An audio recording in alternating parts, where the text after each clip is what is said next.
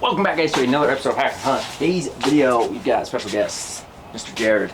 Peaked Out Adventures on YouTube. Super good buddies. He used to work at the bow rack way back when, back in the 80s, 70s, something like that, back in the day. I'm not that old. Jared's a good buddy, just lives down the street from me, and we are going to be doing some tuning to my old Rx7. I threw these phantom bowstrings on, what, 2 months ago, and they're all settled. And I just think my timing is probably off a little bit, and my paper tune is, I think, off. We were looking at the video and Arrow flight was wonky. it was all over the place. So I'm not a professional tuner by any means. I decently know what I'm doing, sometimes half the time, maybe a quarter of the time. So came over to Jared's house. He's got the paper tuner set up. So we're gonna paper tune and kind of go over what he does and looks for on the bows. Really quick, I want to let you know, congrats to Nathaniel in North Carolina. He won the last Give Back giveaway of the Giving Back to Our Veterans giveaway. So I did a live video on that, but now I have a new giveaway going on. It is buy a hat to win a bow. So any hat on my website, haxenhunt.com, will get you entered in. There are max entries of 250 hats. So 250 entries will get you entered in to win a Matthews V3. I'm super stoked to give this one away. Should end here shortly. So if there are hats in stock on my website, it means it is still going. If hats are out of stock, that means it is over. So just want to let you guys know, I do have the new giveaway, buy a hat, win a bow. These are just a couple of hat options that I do have. But again, congrats and thank you to everybody that entered into the Give Back giveaway. Nathaniel, again, man, congrats. Super pumped for you, and stoked to see what you do with those 2 new bows.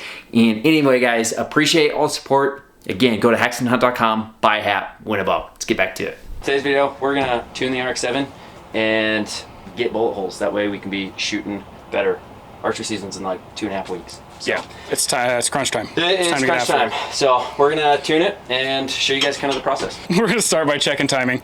I always throw an arrow in here just in case something goes haywire and it just shoot the AC furnace. But all we're checking here is making sure that both these cams come around at the same time, and also that they leave at the same time. So making sure that the timing of the bow is set.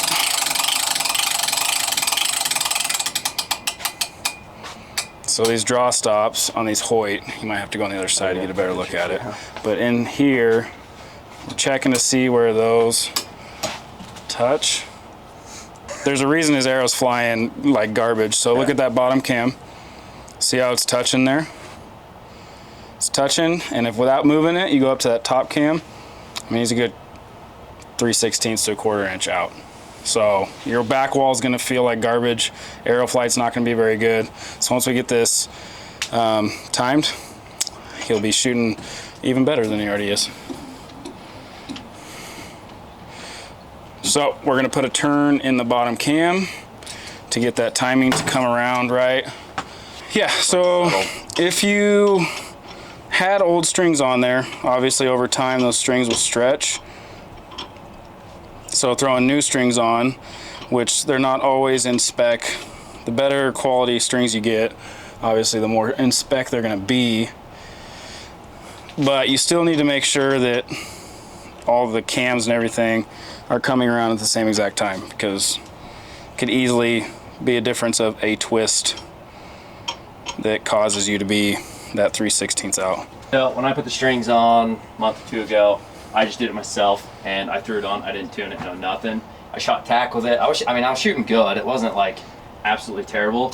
Arrow flight's definitely not bullet holes. Like we were mentioning, you could definitely see a little back tail moving around with those fletchings. So I have 3 different arrows that we're gonna make sure that they all paper tune very similar, all the same angle. So I'm curious to see. We have 3 different sets. We got a 3 vein. I can't even remember what fletch. I think it was the 80s stealth vein. It's just unmarked. We got a 4 vein, the little tiny height or low profile, and then the DCA Super Sabers 3 vein. So yeah, added 1 twist into the bottom cam, and by no means am I saying to go tune and time your bow by yourself. Obviously, pro shops know what they're doing. but it's good to have a knowledge base of what's going on with your bow. There's a little trick that Wayne Endicott taught me back when I was working there. I don't know if he'll like me sharing it or not, but it's just a simple tip. And I'll show you guys once it's time to do that. And I'm super paranoid. I just always make sure to triple check, make sure all the strings are where they go. I've had one slip off on my own bow before. Fortunately, it didn't hurt anything. So it'd be really awesome to watch it happen on film.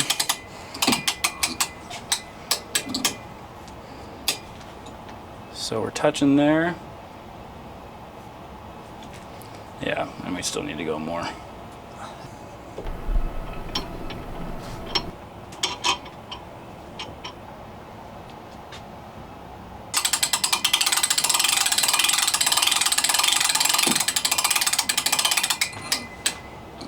So that was another turn and a half. So what I'm gonna do is throw another half turn in there, and we should be good. And don't quote me on this, but if any of them are gonna leave before the other one, I'm pretty sure it's the bottom cam that would be okay-ish to leave sooner. So yeah, so what we're gonna do is we're gonna throw it in and get it to where it's perfectly timed, and then see where she make tunes. sure, see where it tunes, right? I think that's gonna be the most important, right? Yeah. There's another half turn there. Right. So you did like what, 2 full turns? That's 2 full turns, which it was a pretty decent amount out.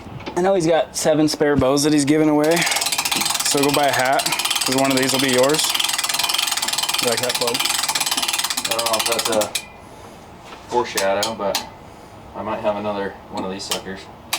Gosh, we can even do another half, but let's see what that does there. I mean, I can tell you right now it's going to be a million times better on that back wall as it is.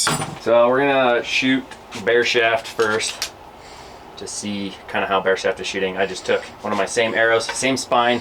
Something important, make sure you're not just grabbing a spare arrow that's not the exact spine and size weight as your fletched arrow. So I just took one that I typically shoot, ripped off the fletchings with a razor blade. We'll see how it shoots. This first arrow after.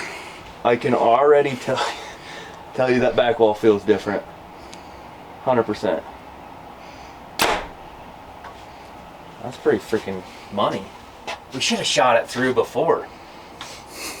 We should have, but I mean, that's pretty decent. That's pretty damn maybe good. tail low, but that's a Now we've got a fletch. I believe this is what I'm going to be hunting with. Maybe not this exact setup. I got some new colors and stuff that I'm super pumped about, but this is the Total Archery Challenge version of Methods arrows. We're going to shoot this and see what kind of tear we get. Okay.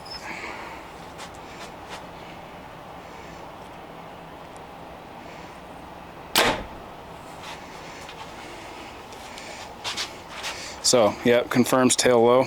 Low, just a hair. Left and right's good. Drop the rest. See if we can get that tail to. Okay, so we've got the Hamsky Epsilon.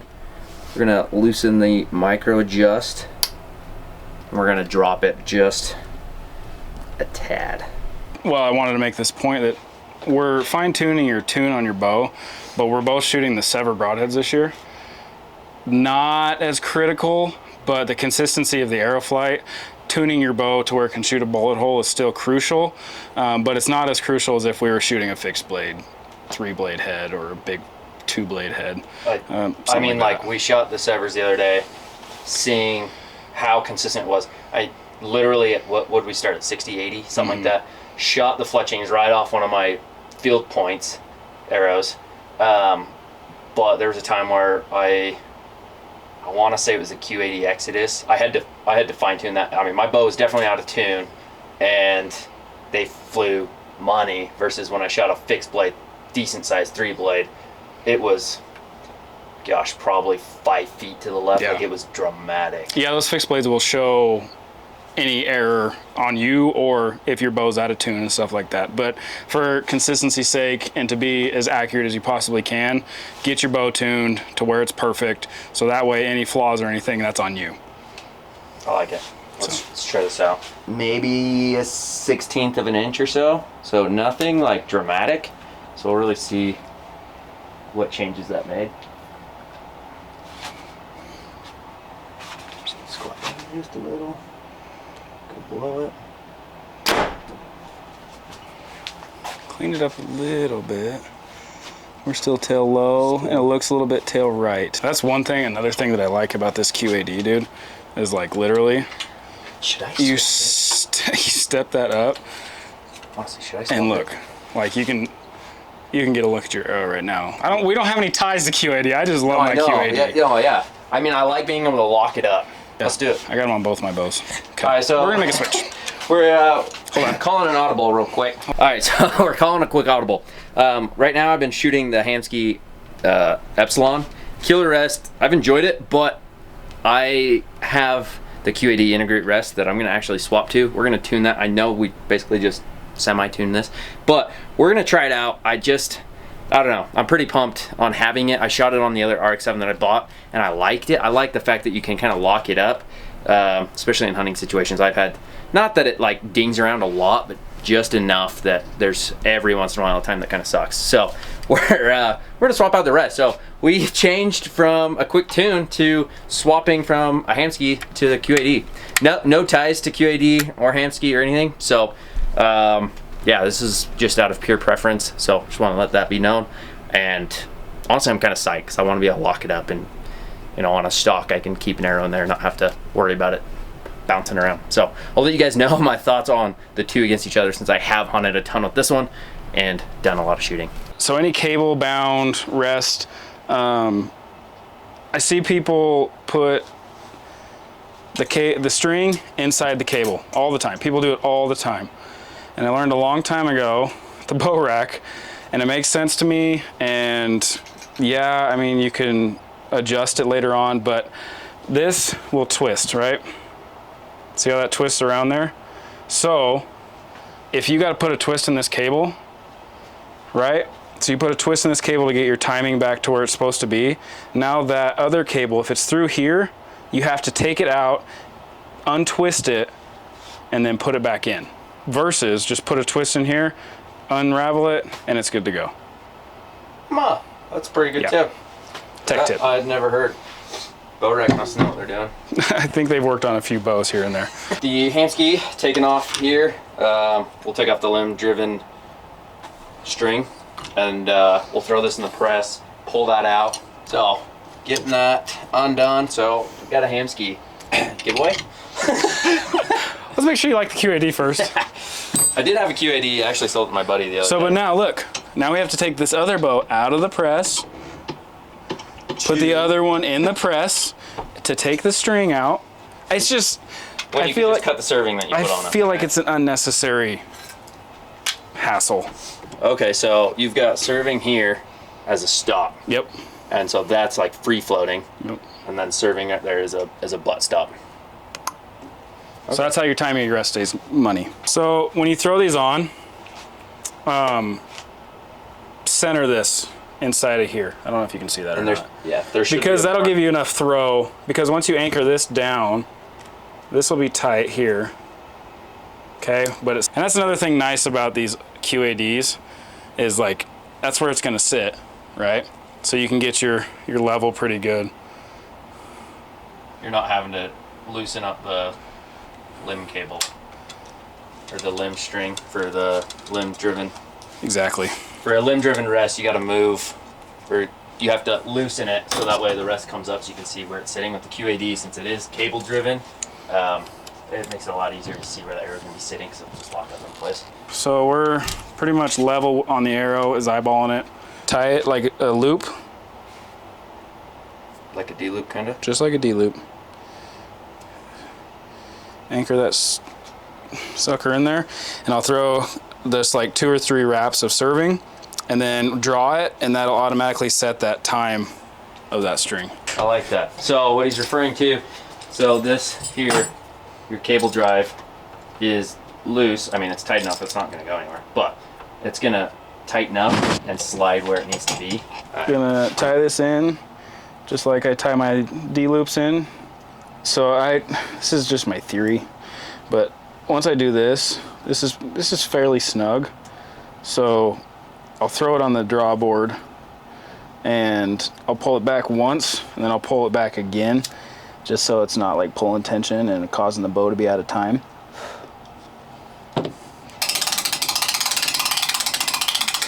So watch, that'll slide up.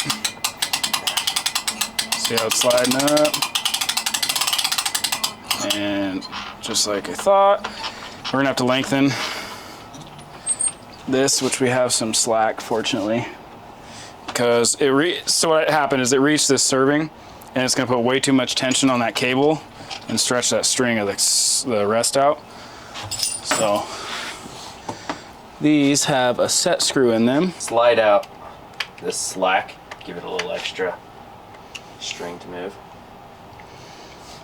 We did that, so I'm gonna pull this back down. So we extended the length of that string so it doesn't go up and hit the serving of the string. So we want it to stop somewhere there on the pink and yellow. It's okay if it does, it's just you don't want it pulling a bunch of tension because it'll pull your bow out of time. See, it's pulling up, we're gonna come around, that's gonna be really close, and maybe go further.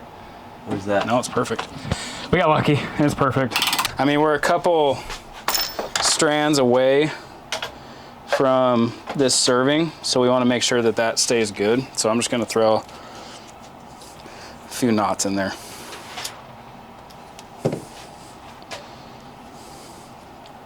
Essentially just lengthening this serving out.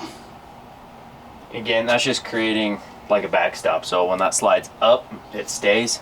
That, like we were showing here on his bow, it can slide down, but every time you draw, it's going to stop there and pull that rest out. I've never had one of these come undone, have an issue, anything like that. Like it works incredibly well.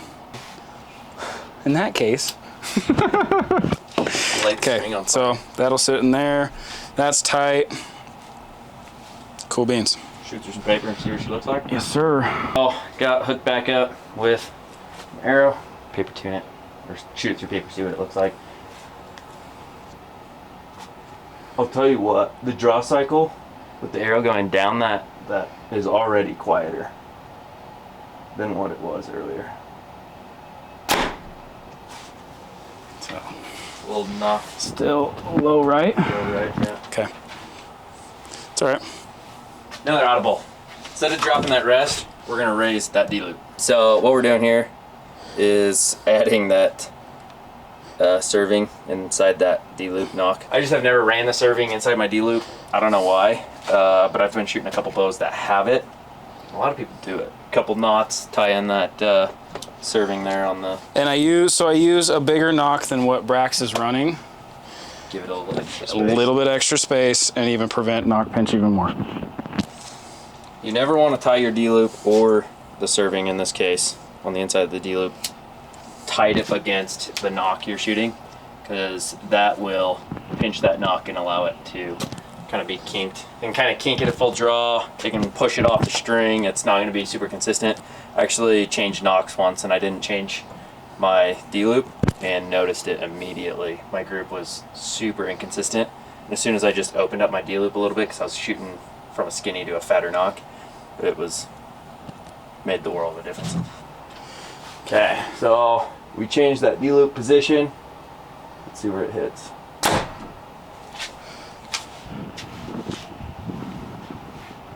Identical, maybe a little less. All right, so we are switching the shims on it. We're gonna see kind of what that'll give us. At the bottom, we've got the fat shim on this side, skinny shim on this side, so we're just gonna flop it, move that string this way, or vice versa, whatever it is. I'm just gonna hold it in place. Okay, pulled out the axle, lifting it up, getting the shims. There goes one of them.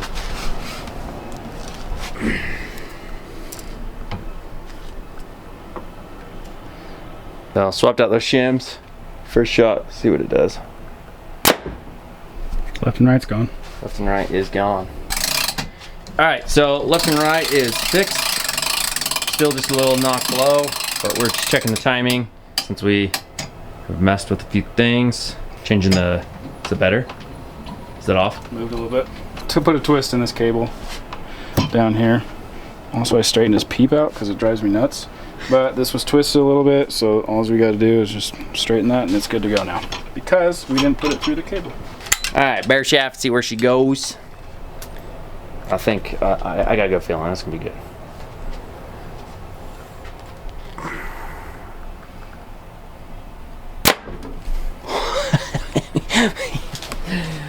That doesn't look like a rifle shot through it. I don't know what a bolt hole looks like. So I'm curious. I'm gonna shoot 3 different fletch jobs. I got a 3 fletch DCA Super Sabers. Let's see how this hits. They're big dogs. Hopefully they'll clear. Yeah, we'll find out.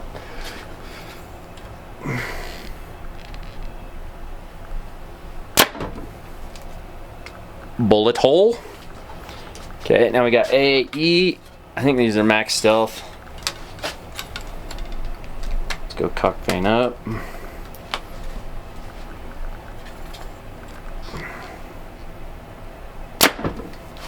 Bullet hole.